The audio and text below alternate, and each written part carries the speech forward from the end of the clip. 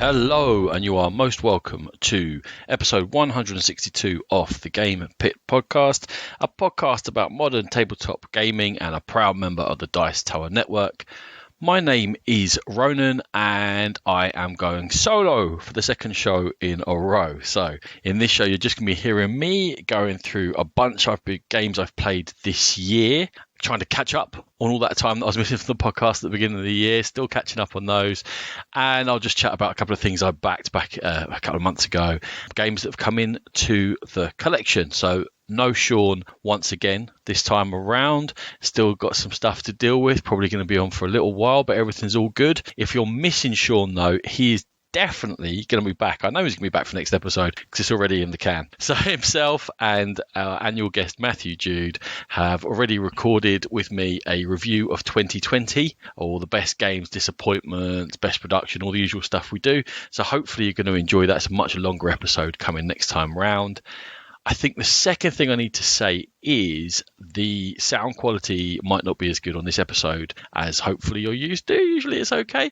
I don't know what's going on. I think everyone's fed up of looking at the same four walls in West London because I've got three different houses building work going on all around me. And when I've been available to record, I've been trying to do this for about a week, and there just seems to be someone destroying a wall somewhere whenever I'm trying to record. It's happened this morning. It's quite quiet at the moment, actually. But in order to mitigate some of the background noise, what I've gone is I've gone to my headset rather than my usual sort of amateur setup with cushions set up around a microphone because it was just picking up too much. And there's vibration through the floor and the walls. It was going crazy. So yeah, West London is definitely building season at the moment. Apologies if this doesn't sound quite as crisp, but I had to get someone out to you. I've got these games to catch up on. I've got to get that review out in a couple of weeks. So let's just crack on, and hopefully you'll enjoy some of what I have to say anyway.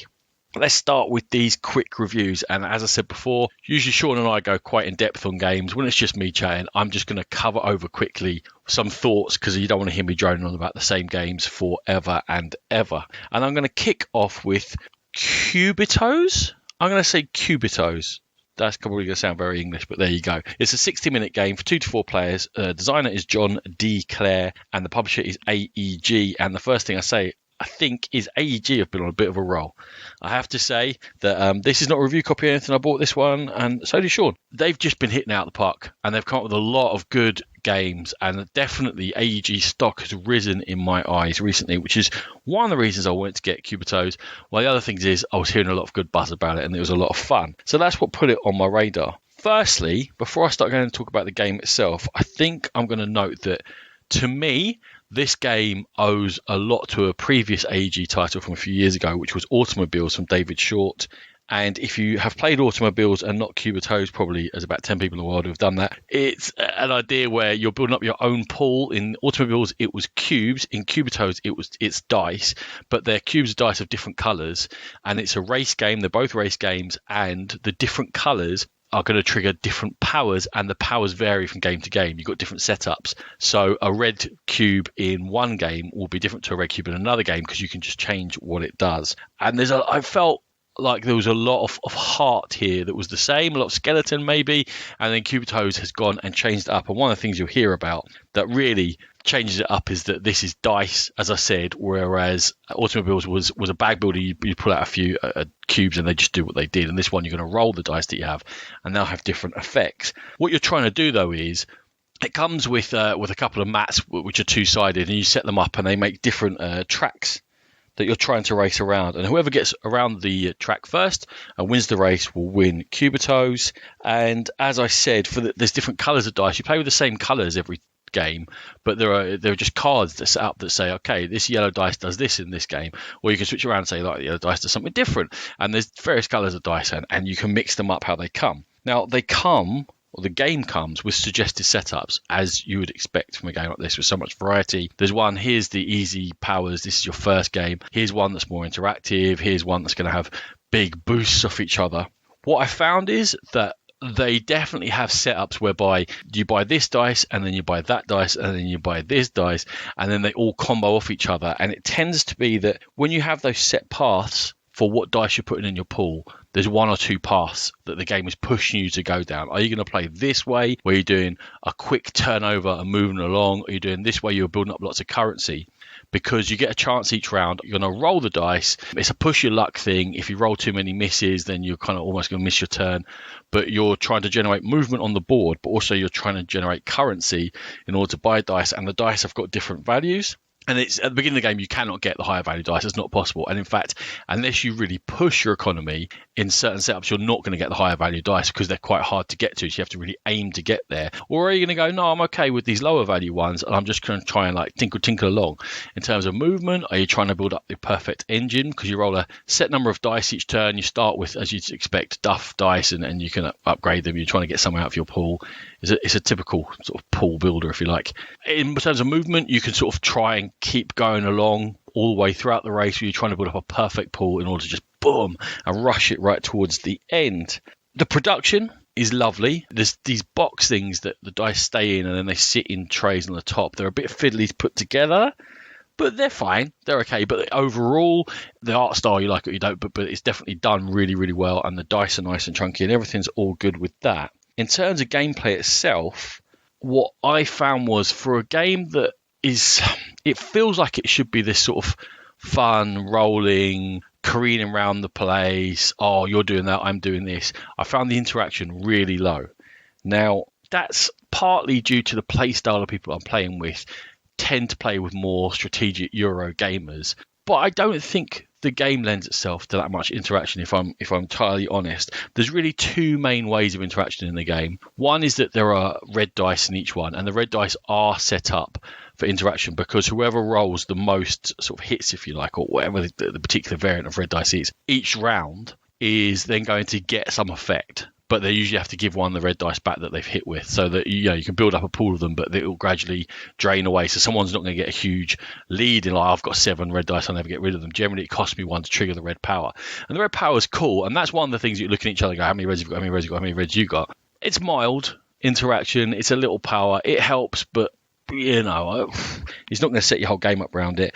I found the second interaction really was in scarcity of dice, and in that, especially the lower price ones, they start running out in games because there's only so many you can buy. Now, the game is not a long game by any means, but in each game I played of it, I only played it 3 times, but in each game I played of it, that there was a point at which, okay, that colour's no longer available. And that definitely had an effect. Turn order just goes round and round, but that definitely had an effect where you're like, if I take this green, they can't have it, so therefore, it's better for me, I guess, if that's what they're trying to do, is have loads of greens.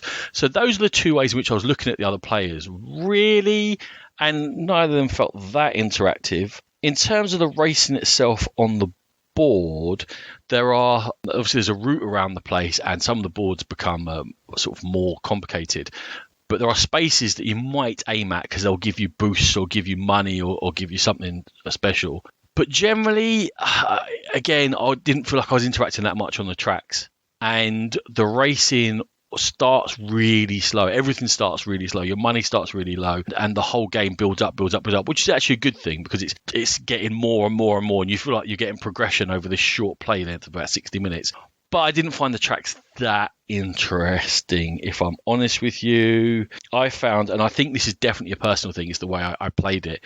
I was just building up my engine for 2/3 of the game and not really getting very far. And then suddenly when it kicked in and I had all the right colours that I'd planned to have, bang, I was off. I mean, that's okay, but for spending 40 minutes sort of going, okay, I'm just getting a dice, I'm getting 2 dice, and then 20 minutes going, right, bang, bang, bang, bang, bang, bang, bang. Like I say, it is a progression of sorts within the game, and it wasn't necessarily a bad thing, but I don't think it was that great either. So everything in the game left me slightly wanting. There was no actual aspect of it that I thought, oh, this is a really good racing game. It's a really good pool building game. It's got a really good arc to it. It's really interactive. I sound like the string section of an orchestra there. So it fell between the 2 stools because for Euro strategic players, there wasn't enough to get your teeth into. On the other side of it, for me, there wasn't that Sean's word theatre, that drama, that stand-up roles, that laughing, that, oh, you did this, oh, you took that from me, that you get in the best of these sorts of games. So, at the end of all of that, Cubitos was quite a big miss. I don't think it's that great a game, but I think that it's the things I'm talking about, you're like, oh, that doesn't bother me that much. I just would quite like to roll my own dice and move around and sort of play with it a bit and see how it goes. Then it would be a couple of steps up from where it is for me. It definitely misses all my personal boxes. There's just nothing really there for me. So that was the big long review, and I didn't really like the game. So let's start on a downer and move on to, well, there's some ups and downs in this episode. Right. The next game I'm going to talk about is Fired Up, a 90-minute game, 2 to 5 players from Draw Lab Entertainments. This was designed by Georgios Eleftheriadis and Theophilos Koutroubis. And what's it all about? So in Fired Up, there's a futuristic arena in which gladiators are going to be combating each other. But this is not an arena game and it's not a fighting game. The fighting happens, but what you're trying to do is you're trying to manipulate the contest in order that certain circumstances happen that fit how you can score points in that particular round. And there's a sort of a little side bit of betting on longer term goals within the game. So you're watching this battle take place and it's sort of like almost AI run very, very simply. The figures have one of the other figures in the game. There's 5 gladiators that they point at and they're going to attack them with their attack value, and the other one's going to defend with their defend value, and they'll have a speed value that one goes first and what have you. So you're not controlling that as one of the gladiators, but what you are controlling is for, because you get goal cards at the beginning of each round, and they will say, if this happens, you score a certain number of points. If that happens, you score a certain number of points. If the character with the highest defense is attacked by the character with the highest attack, score 4 points. So you're trying to manipulate it so that that happens. Who you are thematically, they say you're like a premium spectator who can influence the games, which I thought was really weird. What I've taught people as is that you're a crooked bookmaker, and that basically you're trying to manipulate what happens in there by bribes, by setting, the back staff people or whatever, the support teams for these gladiators, and trying to get them to go a certain way and bribe them to go a certain way so that you'll make more money in your bookies. I think it's a better theme, honestly, around it. But whatever, Draw Lab, you do what you got to do. But as I said, you get 2 goals per round out of 4, and you're trying to make them happen. But the way you're going to make them happen is before the fights at all, there's a phase in which everyone has these influence dice. And you roll the influence dice, and then from each roll you get 1 re-roll, and then you choose a fighter, and you choose a certain number of your dice that are available to you, and you say, I'm going to make this happen on that fighter. I'm going to boost their attack, I'm going to boost the defense, I'm going to change their target, whatever it may be I'm going to do to them. But each fighter can only be influenced a limited number of times each round, so it's not like you can constantly do and undo each other's turns, and it also depends upon what you've rolled on the dice. Now, you do it and you take 1 action, and you remove the dice you've used from your pool. It goes on to the next player. When it comes around to you, you have a reduced pool to roll, and you roll them, and you go and you say, right, I'm going to use these dice to do that with that fighter. And sometimes you're spending 1 or 2 dice at a time so that you're eking out and delaying your actions so that everyone else has run out of dice, and then you can sort of do the final little manipulations. Or sometimes you just get a perfect roll and you're like, oh yeah, I've got 5 dice here, this is exactly what I need to do, and you just bang, lock it in and hope that sticks with it. Now, with the different goals for each player as you're going through, obviously sometimes they match with each other and sometimes they go directly against each other, and you don't know what everyone else's goals are. So a lot of the game is also reading the other players and sort of sometimes sitting back and sometimes diving in, but sometimes sitting back and going, oh, they look like they want that person, number 3 to attack 4. They all have names, all these gladiators, but if I start saying them, it'll be confusing. I want speed number 3 to attack speed number 4, and so do they. So they've done that for me. So I just ease back here and let them maybe do some of the work for me. I can get on with this other goal over here. And obviously sometimes people will stitch you up, and right as the last influence action on a gladiator, they suddenly switch its target and you're like, oh no! You're not always screwed when that happens, because it doesn't say a particular gladiator has to do something. It says the gladiator with the most or with the least or with this or in second place or whatever. So you can manipulate those factors. So maybe I could then, maybe if I boost the defense of that one, it will change the order, and then that will fit back into my goals. So there are ways around. Now, what I don't want to do is persuade you that this is a very strategic game. It's very tactical. It's very flexible. You have to kind of roll around what's going on and adjust. And sometimes you're just not going to be able to score your cards. And sometimes it depends upon also like if they do 4 hits at once. Now, you don't know when the gladiator rolls their attack during the attack phase whether they're going to be able to roll 4 hits, but you can just try and manipulate it so it becomes more likely than not. I said there's a betting phase. There's also various, but not that many, but various early, middle and late, and one of them comes out game conditions, which you can put bets on. Basically, you bet that this gladiator will achieve this thing in the game, and you do it secretly, and they're gone in order, and whoever bets earliest and gets it correct is going to score more points when that game condition has been achieved. And like I say, it's early, middle, and late in the game. In fact, we've had middle happen before early sometimes, but late is always towards the end. So that's also something to have a little think about. When do I go in? When it looks like it's going that way, but also, 3 people have bet because the game situation looks like that gladiator over there is going to achieve the mid-game condition first. Now maybe I'll bet on another one and concentrate on changing that game state, and that can score me points. So there's little things to think about, but it's very quick and it's very just roll, go. It moves very fast through the rounds. It really reminds me most of the likes of Unicorn Fever, in that it's a sporting contest. The fact that it's gladiators fighting almost doesn't matter. It is a nice theme, it makes sense, but it almost doesn't matter. It's just a sporting contest you're attempting to manipulate via your own special powers. It's very interactive. I think that maybe do what we did is draw 4 goals each round, because you can get stuck with 2 bad goals in your hand, because you'll start with 4, choose 2, keep 2, draw 2 more. And when that happens, if you get a couple of bad cards, you're just stuck with them all the game. I can't really get that done. So I would draw 4 each round if I were you. But, then you don't have the long-term thing without a plan for cards in your hand. Find your own happy way of doing that. I'm not too sure. Fired Up is fun. It does need a bit of a polish. There are certain things, like some of the betting conditions, definitely the rule book, that could do with a little bit of a tweak and to flow a bit more smoothly. But at the end of the day, 60 to 90 minutes, and you have to have the right group. You have to have people that understand this isn't going to be hugely strategic. We're going to roll dice and have a laugh, and someone's going to stitch you up and you're going to have to abuse them. But in that setting, I think it's actually a good game, a very good time, and well worth looking up. Fired Up. Okay, third game I'm going to have a look at is Dead of Winter Long Night. It's 2 hours, 2 to 5 players, from Plaid Hat Games, designed by Jonathan Gilmore. Now, this is a standalone expansion for Dead of Winter, which hugely popular game in which you're trying to keep a colony of survivors alive while there's zombies attacking both the colony, and there's problems in the colony each turn. You've got to get food, you've got to get fuel, or whatever it might be, but also you've got to go out to various locations in order to collect things to become successful, to achieve your own goals and the group goal. But every time you move around the place, there's a possibility of getting bit. You control more than one character, so you can find other characters. You can build up a little pool of yourself if you want, if you're really lucky, but usually they're dying because moving around is so risky, and also there are zombies attacking and various other things to do. The whole thing of Dead of Winter is that it was intended to be played with 1 or 2 traitors. I can't remember, but it's been a while since I played Dead of Winter, but some traitors within the group. Or you can play cooperatively, and sometimes you're trying to work out, is that person working against us or not? And if they are, they get exiled and their game changes a little bit and they're trying to achieve something else. And Dead of Winter Long Night retains all of that.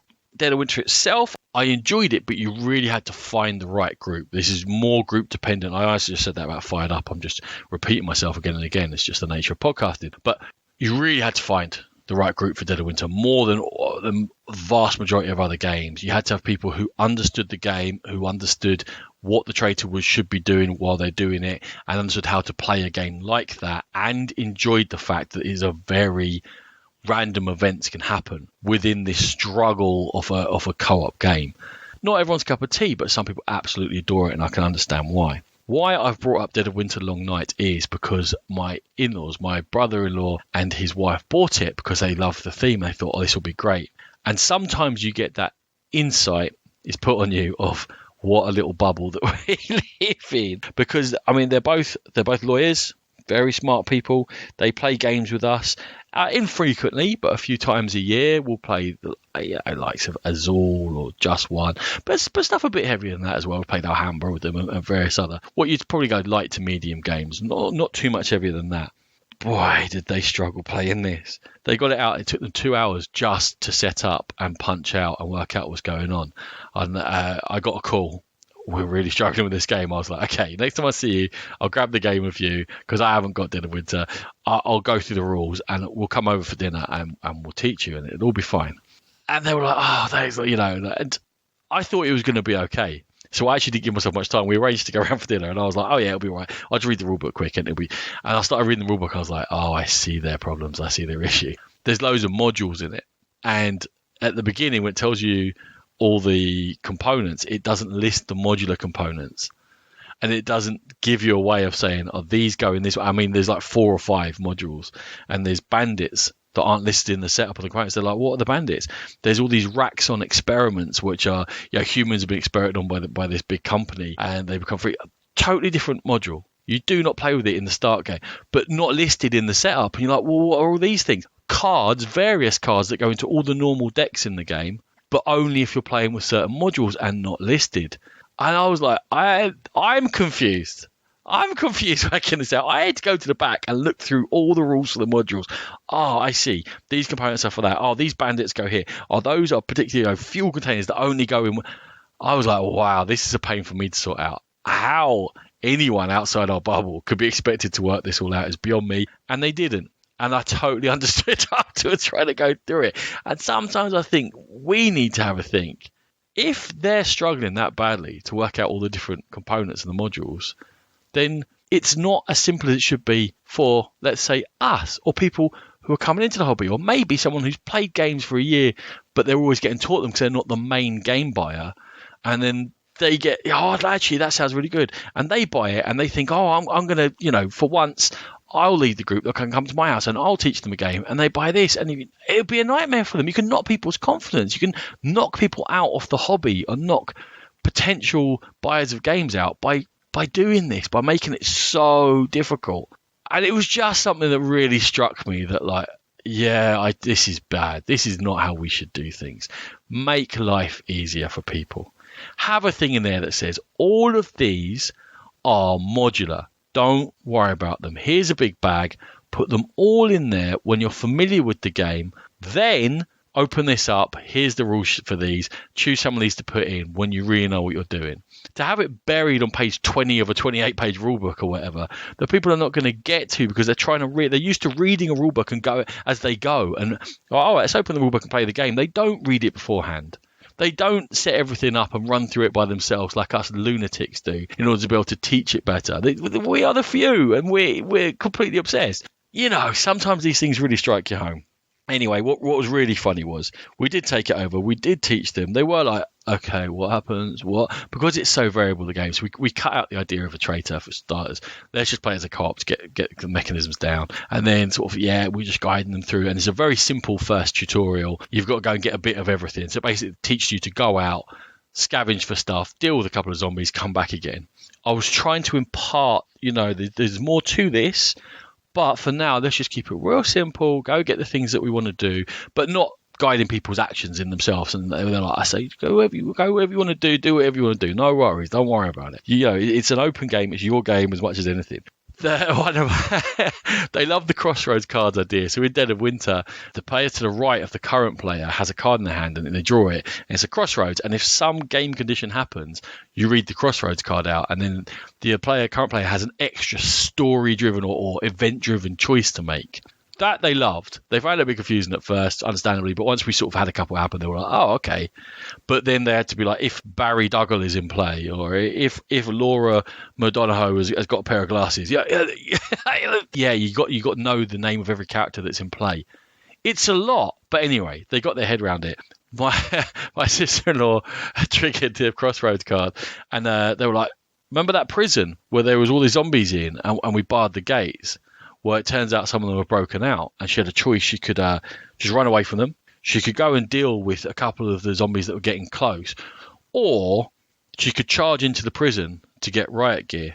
She had, I think, a nutritionalist and someone else as her remaining characters. And she looked at it and she was like, yeah, I'll just charge into the prison. Okay, but we just need to find some food and some this and that. And, it's highly down to you what you want to do. And you've got a nutritionalist and like it was a kid or something like that. So you want your nutritionalist and your child to charge into a prison full of zombies that we barred because they were scary. Yeah, sure, why not? Yeah, we lost the game.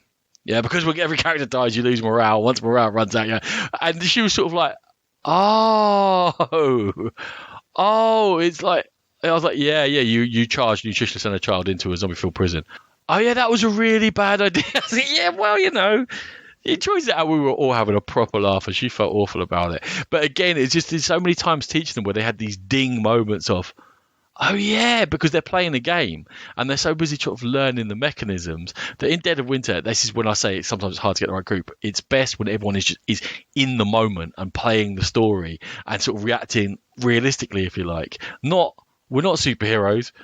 Why would we charge into a prison full of zombies? The laughter went on and on, and she was like, I'm so sorry, I'm so sorry. We're like, don't worry, it's a learning experience, it's all good. I mean, I can't remember saying to them, look, the whole point of a game like this is to make stories where people do things and funny things happen or bad things happen, and we're chatting about it, and look, we're going to chat about this for a long time. It's just, I'm not very good at recreating the moment, but her idea was charging in was pretty hilarious. On the other side, in terms of actually reviewing this, Dead of Winter Long Night as an addition to Dead of Winter, those modules that I was moaning about that are very, very confusing as to what all components are for what and where they go and what they do. Well, obviously I haven't got to them, but they did really look interesting. And if you're a Dead of Winter fan, you've probably bought this already. If you wanted to play Dead of Winter, I would suggest this one. It did seem slightly more polished, which is an issue that Plaid have with a lot of their games, is the polishing up and the final details and the making things work. It seemed that way to me, but also those expansions really seem like if you play this a few times, they're going to add variety and really mix things up. And then they add in different locations, such as the Raxon headquarters, where you're going in and you're dealing with these experiments and you're trying to work out what the whole conspiracy is. And that all just really... I was like, yeah, this is interesting. This is sort of the ultimate version of Dead of Winter. We intend to go back and have dinner with them again, maybe every couple of months, what have you, and play it again and maybe get past the tutorial scenario. But most importantly, never mind getting past the scenario, is making more funny stories, which we can bring up again and again. So it did its job, Dead of Winter Long Night, for sure, but all that complaining about the barrier to entry, it's something we really need to consider. Right. Another expansion. This one isn't standalone. This is Bunny Kingdom in the Sky. It's 2 to 5 players, which adds one from the original Bunny Kingdom. It's 60 minutes long. It's from Yellow. It's Richard Garfield. What does it do to playing? Now, Bunny Kingdom is a game that we've played 20 plus times. We love it. Eddie loves it. Sean loves it. Natalie loves it. Rachel loves it. Everyone loves it around here. It's definitely vibed with us as a family, as an extended family. It keeps on getting requested. And In the Sky was an obvious purchase. I've got a feeling it's been mentioned somewhere on the podcast before, and I can't remember where and how. It may even have been reviewed, but I couldn't find where. So do you know what? I'm just going to go into it because we played it again and we gave In the Sky another shot, which is a few times we played with it, and it's pretty bad. Okay, what does it add? It adds an extra board, which is up in the sky in the clouds, which is full of these wondrous resources. But in order to make anything on the board, which is got many fewer spaces, but a lot more of the spaces have something on them, it's a bit hit and miss whether you're going to get access to that board. It felt like it was extra fiddliness without too much comeback for it. They also introduced this idea of a trading score, in that you can gain coins throughout the game, and you add up these coins at the end of the game. They do a combo, and in a complicated fashion, they score more points. Fiddly and not entirely something you can concentrate on. And again, what happens with the extra board, the sky board, and with this trading, and there's some banging in the background. I told you there was builders. Hopefully you can't hear it too loudly. Is that this is a theme throughout for Bunny Kingdom in the Sky, adding fiddliness. All the extra cards that it adds randomness, because I am able to get hold of 4 In the Sky cards on this first round, but I might not see any more because the deck's got a lot bigger. So that's not something that's really helping me out.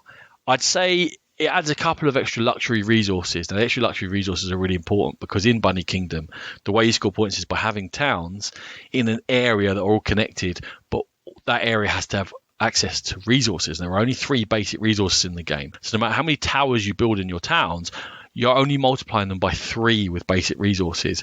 All the other luxury resources you get by cards, and sometimes people can get lucky in just drawing more of those cards because there's not that many of them in the deck. You don't want there to be that many in the deck because they're valuable, but just adding a couple more that come with this, I found improves the base game. So that is the one thing that I will keep out of it. In the Sky also adds this idea of Carotadels, which is not the worst idea, which are huge towns that have 5 towers, which is more than any other, but they only count as 5. So when you put that in an area, you've got 5 towers, no more, no less. That's it. Again, that's quite interesting. I didn't mind that too much. That can sort of boost up a smaller area in a funny little way. But as an overall package, Bunny Kingdom in the Sky is a hard pass. Bunny Kingdom is a yes. And I'm going to say that I bought Bunny Kingdom in the Sky, so you don't have to if you're thinking about it. As someone who's played Bunny Kingdom a lot, nah, don't do it. Don't worry about it. Okay, let's keep with the theme of skies, shall we? But a completely different game, a single-player solo game. This is Under Falling Skies, 30 minutes from CGE Czech Games Edition and designed by Thomas Uhle. What is Under Falling Skies? It's a solo Space Invaders game. There's a mothership. It's dropping out smaller ships. The smaller ships come down the board in columns. When they reach the bottom, they're going to damage your city. Your city runs out of health. You've lost the game. Your health is a track down the right-hand side of these. You put multiple boards together to form the board that you're playing on. Up the left-hand side, there's a research track, and you're going to be taking actions with dice throughout the game, and your goal is to get your research to the top before the health of your city gets to the bottom. How are you going to do it? You're going to roll 5 dice. There are 2 white and 3 grey. And then you're going to assign on 1 dice is going to go into each of the 5 columns, which are your city, but also your action selection spots at the bottom of the board.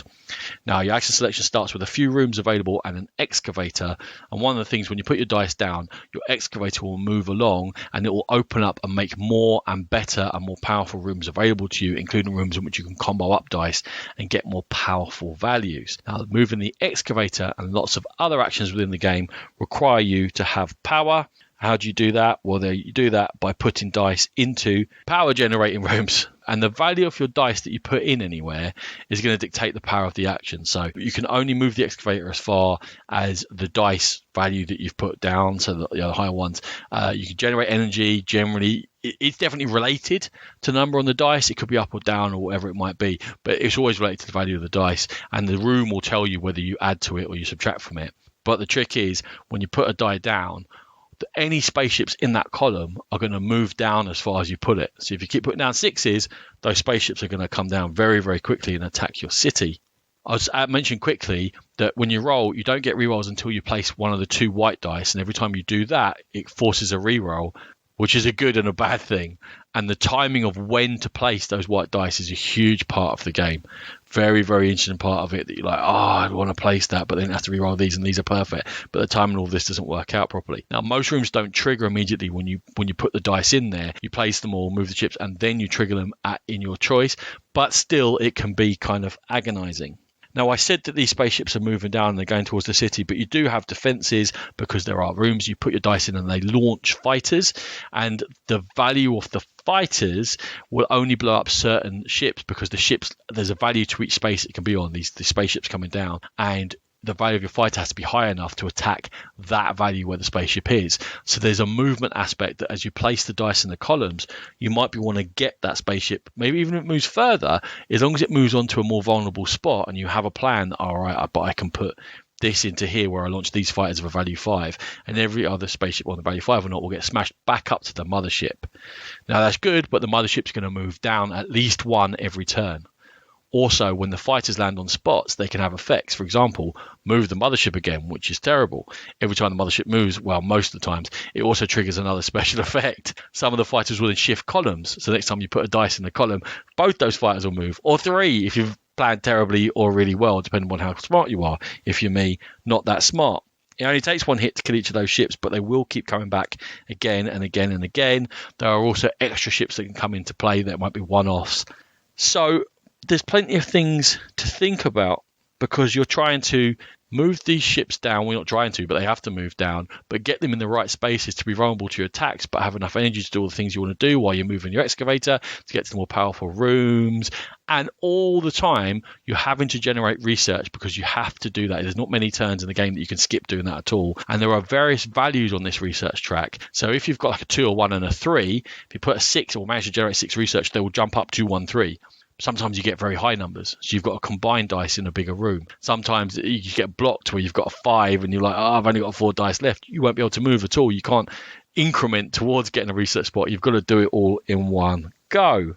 As you go and you get more used to the game, the first thing it does is that it introduces slightly more complex rules. The way that it introduces that is you can do things. There are blue dice in the game and you can generate robots, and robots become available to you when you place a dice, and they are dice that are set of a value, but every time you use them, they tick down, but you can use them around the place, which gives you a bit more strategic thinking. There are different cities you can defend, and cities themselves have powers. And in fact, if you lose and a city dies, you flip it over into its wounded side. I don't know what it's called, but it becomes slightly more powerful. And there are a few cities to play with in the setup, but what the game gives you is a campaign. Now, in the campaign, you read a little comic that says this is happening. You get a choice of cities. You choose one. The other one apparently is blown up. You can get choices of characters. You get special attack ships coming down. You get special powers. And the other thing is you can set the difficulty of each game that you play, because you can flip over. The sky is made up of various boards, and you can flip them over whichever ones you want. And the more you flip over, the harder the game gets, because they basically make the research track harder. So they've given you plenty of things in here to think about in each game. They've given you ways to mix up the game as you become more familiar with it, add in the sort of advanced rules. They're really the full rules, if you like, and then start going into the campaign and the different scenarios. And you've got characters that will come back, and characters that can upgrade, and all sorts of different things that can happen. It needed that variety, because if it was just put out, and I think that in the hands of a different publisher, it might have been put out as just a basic game. Here you go, play it. You'd have had 10 games, and then you'd be like, I've seen everything I can see in this game. CGE are a very good publisher. They know what they're doing with their games, and they have, whether it's their design or whatever, but they've put it out where there's lots of variety, and it needed it. What I'll say about the variety is it doesn't massively change up the game. It is just variations on a theme. Therefore, if you don't like the base play of the game, if you think, if I play this a few times and I get into the campaign, it's going to mix it up and I might like it then, that is not going to happen, because it doesn't change it that much. What it does do is, if you like the game, give you different ways of thinking about the same problems. So that's just something to think about. If you play it twice, you think, I'll keep plowing through. It won't mix up that much. But I think that most people, if you're going to know if you'd want to play a solo dice placement game, if you do want to do that, you're going to find a lot in here. I think it's very well done. I think you're constantly thinking, you're constantly rethinking, you're constantly, I'll play this dice. Oh no, it's a white dice. That'll make me re-roll this one, so I have to play this one first. But that doesn't work out properly. Where's that robot I had? He's gone too low. He's getting down to a 3. Oh, why are you now a 3? Yeah, you're going to be shouting at yourself as you play Under Falling Skies, and I think it is well worth a look. Plenty of content, plenty of plays. It's going to keep you entertained. So Under Falling Skies, get a recommendation from me. I got 2 more to talk about, and they're not the newest games in the world, so there you go. The first one is Tyrants of the Underdark. Now, Tyrants of the Underdark is a 2 to 4 player game. They say 60 minutes long. I don't think it's 60 minutes long. I play this a lot of times. I don't think I've ever played it in 60 minutes. It's from Gale Force 9. It's designed by Peter Lee, Rodney Thompson, and Andrew Veen. It's from 2016, the original one. It's what it is a Dungeons and Dragons themed game in the Underdark, which is where the Dark Elves, the Drow, live. And it's a deck builder. But with that deck building, what you're doing is trying to, you're a family and you're trying to spread out. There's a war and you're trying to control areas. And if you know anything about the lore of the Underdark, you would recognize the names of these places. They're all very hard to pronounce. And I know a tiny bit about D&D lore, not a lot. And even I recognize 1 or 2 of the names. Right. Why is it currently come back into my mind? Well, we've played it a couple of times recently. It is one of Eleanor's favorite games. And Gale Force 9 announced a 2nd edition. Apparently, Tyrants of the Underdark has been impossible to get hold of. They're all sold out and what have you. It hasn't been reprinted for a while. There may be reasons behind that. First of all, is that they didn't do a very good job printing the expansions. It comes with 4 decks. It came, I should say, with 4 decks in the game. And they printed, as part of 2 expansions, 4 extra decks, but they came with different colour cards to the base game cards. So I spent a lot of money on black card sleeves. I don't usually sleeve my games in order so we can make Tyrants of the Underdark playable. Well, that shows you that I spent a lot of money because we like it a lot. And it does get played in this house. The reprint, my understanding is what they've done with it is hopefully all the cards will be the same colour. You'd think so. They've put 2 of those expansion decks in. So now you have 6 decks in the game. What you do for each game is you mix 2 of them together to make the market of cards that you draw from. And they are thematic. And each of those 6 decks will have their own little way of working in there. Be it vampires or be it the undead or be it cultists, whatever it may be. Each little deck has its own particular slant it puts on things. It might add insanity to other people's decks. It might be either dragons that build up their hatchlings, then become very powerful dragons in the deck. And if you can get, like, say, all the white hatchlings and the white younger dragons and the big white dragon, they will all chain together and give you a way of interacting with the board. The other thing I think about think about. I do think about things. The other thing I've heard about it is that in the original game, you got these little plastic shields that represented your soldiers or your power on the board, and also the neutral powers that you have to remove. This time it's going to be all cardboard chits. And now I'm not usually that fussed by components.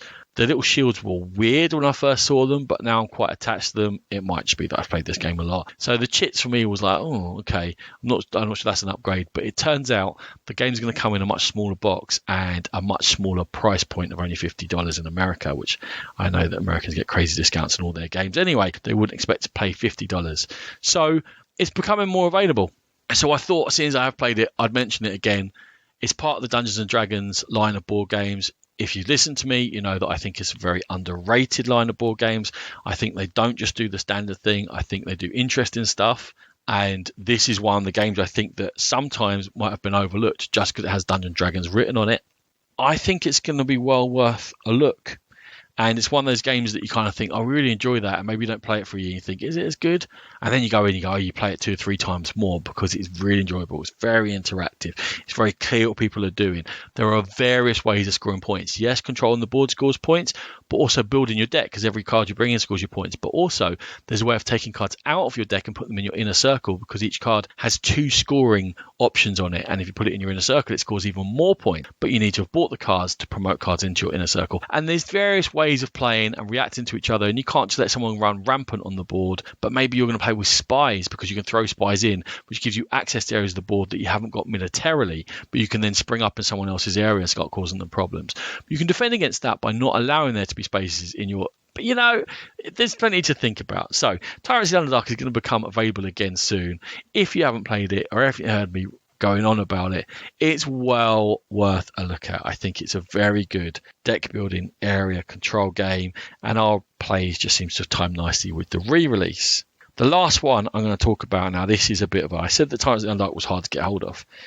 There's a whole story about Solarius Mission. 2 to 4 player game, 2 hours long, from Spielworks, designed by Michael Keller and Odi Odendahl. I'll talk about the game, we can talk about its availability, and I'll try and be quick. It's a science fiction game in which you're spreading out from your home planet. All of you are from one planet. There's a modular board with loads of hexes on it, and on these hexes you've got planets and portals and commercial hubs. There's always 1 action die available per player, and they go on this wheel. And the longer an action die has been available for, the more bonus you're going to get for choosing it. If you want to choose a brand new action die, it's going to cost you something. And the way that is that you take a die, you do stuff with it, and then you roll a new one and put it on, and the wheel moves around. So that's what drives each of your decisions within the game. The action dice are all a colour, and they correspond to tracks that the players have in front of them. When you take the dice, basically you can take resources that link to colour of the dice, or you can take special powers like boosting all your die results because there are special sort of asterisks, and you can change the value of those on different colours by boosting up one particular track. Or you can increase your storage for resources because collecting resources is going to allow you to build things out on the board. Also, the more you have scores you more points. You're going to need more in order to do the more complicated scoring mechanisms, and your storage is limited at the beginning of the game. So there's a basic thing you do with your dice is take resources or boost yourself up a little bit. Then you've got 2 options. You can either move or don't move your spaceship on the board as the second part of your action. If you don't move, you can improve your engines if you've got the ability to do so, meaning all your other move actions subsequently are going to be boosted. You're going to be quicker, which is fine. Or you can get a card. And when you get a card, there's 2 ways that you can choose by playing them, and that's the third thing you do when you don't move, is play one of these cards. You can play it as a sort of dice manipulation, usually power, or something that gives you a little extra bonus as you play the game. Or you can play it out as a mission, which is one of the more complicated ways of scoring points I was talking about. You're usually going to have boosted up your storage to a certain point, or have a certain number of something, or whatever it might be, but you're going to have to have used your powers to boost yourself up in order to complete the missions, which can score you lots of points and also will give you board presence. So let's talk about board presence quickly. On your moves, you can move up to your engine size, which would have been boosted by not moving sometimes. Then you can... That's a hammer right next to my head. And then you can interact with wherever you've landed on the board. There are planets. You can flip a planet and you can choose to take it, which will give you something to try and achieve to score points. You score points for having sets of planets, for doing them themselves. Or you can take resources available on that planet if you wish to. You can also build space stations. You get a set of 6. You can build 4 of them. There's bonuses for building them. There's different shapes of them. Build them in different configurations, which will boost various things, which will let you get better as you go on. When you do missions, you can place a marker. Again, will boost you up. And you're just generally going from very simple actions to boosting yourself up via, in various ways, getting bits of your wood on the board. You want to have different bits in all the different 6 outside sectors because it's built of 7 sectors, this board. You want to be near commercial hubs. There are 6 commercial hubs, 1 per outside tile. Only 4 of them are going to activate in the game, and they get revealed once per turn. There's 4 turns in the whole game. And the presence you have adjacent to the commercial hubs that are in the game will score more points. So point scoring opportunities become available during the game, and you're racing to get to planets ahead of people, to hubs ahead of people, or to whatever it may be. But moving's tight because if you move, you're taking away from the other options you can have. But moving's good because it lets you build space stations, but you need the resources to do that. And it all triggers off each other in a way that when you start playing, you're like, I'm not going to be able to do anything in this game.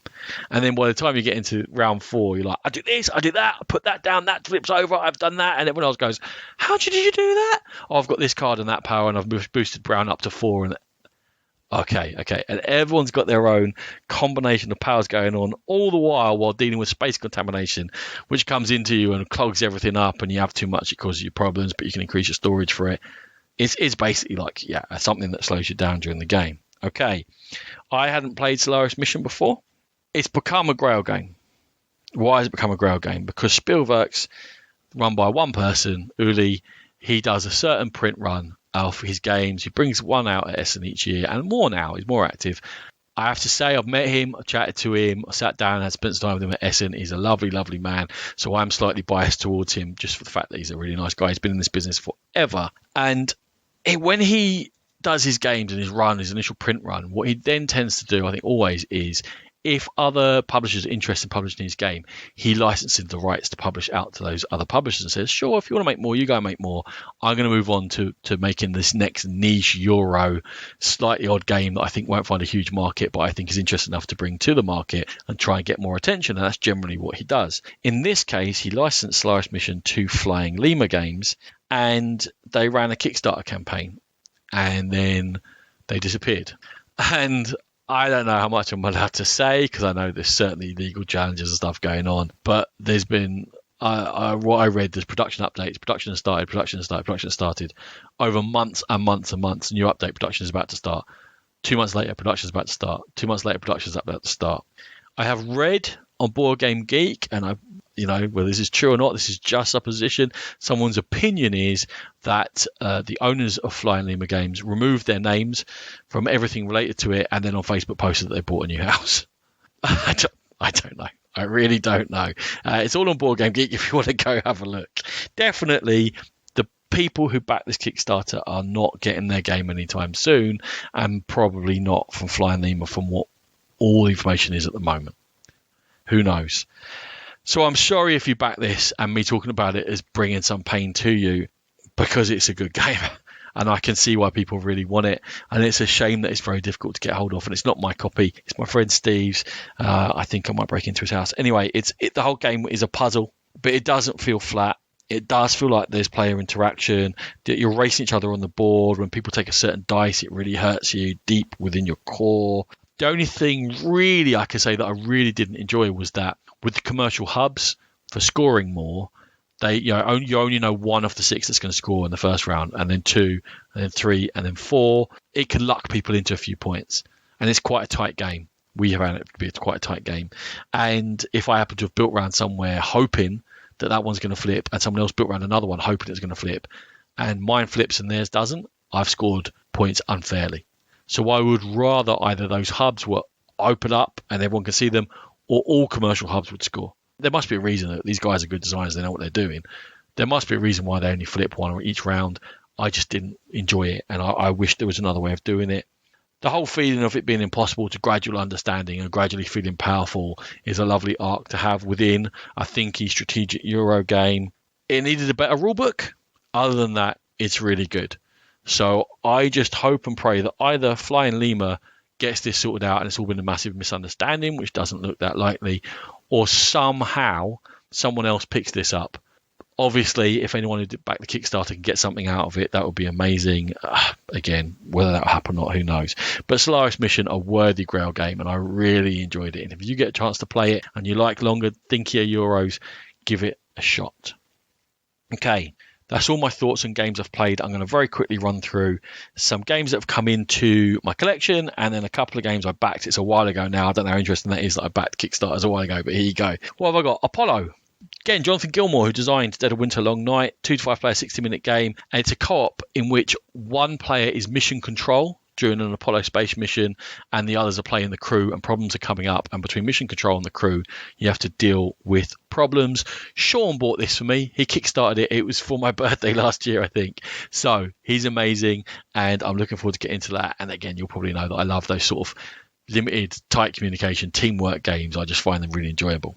Embers of Memory I was forced to buy by my youngest daughter Caitlin because it is themed around the Throne of Glass book series by Sarah J. Maas.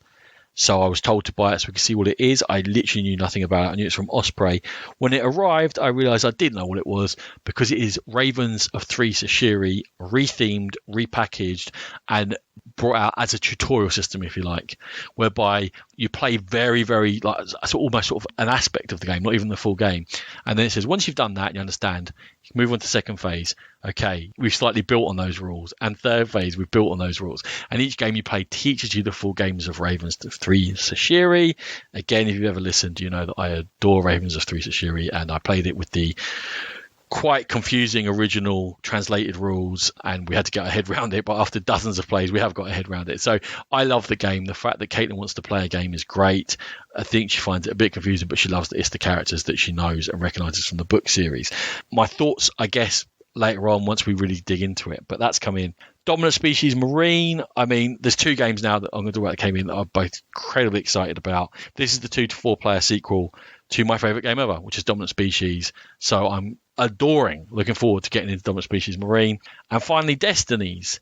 Destinies is from Lucky Duck. If you listen, you know that Lucky Duck and us, we know each other right from when their first published game. I happened to talk to them at UK Games Expo, and for whatever reason we hit it off, myself and Vincent, and we've always been chatting and see each other at conventions, and we're lucky enough that they support us a bit with games.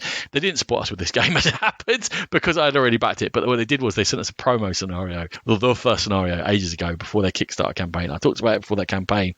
I loved it, genuinely loved it, enough that myself and Sean both backed it. And we were like, no, don't worry, we don't need a review copy, we're backing this, this is wicked. So that's come in, and I'm super excited to get that played as well. And the last show I'm going to talk about very, very quickly that I backed is Stellaris Infinite Legacy from Academy Games, a 4X sci-fi game, which they have called this the first of their Infinite Legacy system, they reckon, in which you're going to play and the universe is going to change, but it's non-destructive and it's non-linear and it's player-driven and players can drop in and out of the campaign. It's very ambitious. Academy Games have got a strong record, so I went with that. My last one is Valeria, the card game Darksworn. Rachel loves Valeria, the card game. I like it as well, don't get me wrong. But what this does is it adds an ongoing story and turns it into a co-op from Daily Magic Games, and I backed that as well. I'm looking forward to that coming in. That's me for this episode. I hope you enjoyed it. I hope you're looking forward to Sean and Matthew joining me next time out. And this has been the Game Pit Podcast. If you want to have a chat with me, it's thegamepitpodcast@gmail.com, or chat to me on our guild on Board Game Geek, or follow our Twitter account, which is where we're most active. And we are proud members of the Dice Tower Network, so head to thedicetower.com in order to get amazing gaming content. Thank you. Music by E. Aaron.